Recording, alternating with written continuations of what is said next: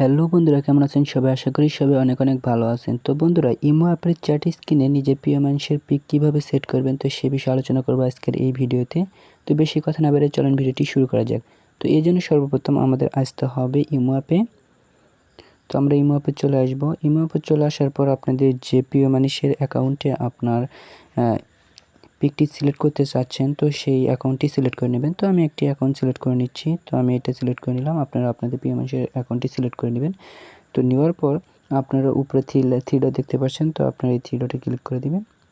Three ডটে click করে দেওয়ার পর আপনারা নিচে দেখতে পারবেন ওয়ালপেপার, তো আপনারা এই ওয়ালপেপারে ক্লিক করে দিবেন।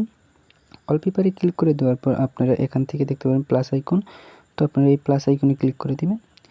প্লাস আইকনে ক্লিক করে দেওয়ার পর আপনাদের গ্যালারি শো করবে, তো আপনারা গ্যালারি থেকে আপনাদের প্রিয় মানুষের পিকটি নিয়ে নেবেন। নিয়ে নেওয়ার পর আপনারা সেই পিকের উপর ক্লিক করে দিবেন। তো ক্লিক করে দেওয়ার পর আপনাদের সামনে এরকম একটি ইন্টারফেস চলে আসবে। তো তারপর আপনারা নিচে দেখতে পারবেন টিক মার্ক, তো আপনারা এই টিক মার্কে ক্লিক করে দিবেন। টিক মার্কে ক্লিক করে দেওয়ার পর আপনাদের এখানে দেখাইতেছে, নিচে দেখেন সেট ফর এভরিওয়ান, মানে সকলেই। তো আপনারা শুধুমাত্র যে যদি চান যে সবারটাতে এই পিকটি রাখতে চাইছেন, তো তাহলে এটা দিতে পারেন। আর যদি বলেন যে না, আমি সবারটাতে রাখবো না, শুধুমাত্র আমার প্রিয় মানুষটাতে, তো তারপর আপনারা এটা দিবেন যে সেট ফর, তো আপনাদের প্রিয় মানুষের নামটি শো করবে এখানে, তো এটাতে ক্লিক করে দিবেন।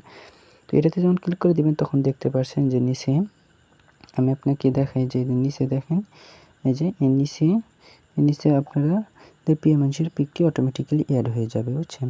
তো এইভাবে আপনাদের প্রিয় মানুষের পিকটি সিলেক্ট করে নেবেন চ্যাট লিস্টে।